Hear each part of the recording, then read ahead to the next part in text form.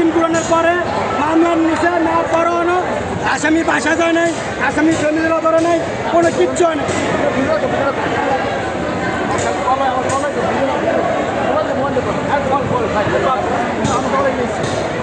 সন্ধ্যা 7টা থেকে আসামি বাদীকে থানায় আটকে রাখছে, জিজ্ঞাসাবাদ করতেছে, বলতেছে কি আমরা তদন্ত নিয়ে পরে যাব। পরে রাত 11:30টার দিকে পুলিশ আসছে, এসে সবাইকে জিজ্ঞেস করছে যে কী হয়েছে বা এমন কি, মানে কিছু জানে না। ওনাদেরকে বলা হয়েছে ট্রিপল লাইনে ফোন দেওয়া হয়েছে, তারপর ট্রিপল লাইনের থেকে ফোন দেওয়ার পরও সত্য তারা রেসপন্স করে নাই পুলিশে, এতটা গুরুত্ব দেয় না বলে আজ আসামি মনে করেন তারা বলে কি বলতে চাই তারা বলতে চায় আমরা দিচ্ছি, আমরা দেখছি, এসব বলতেছে।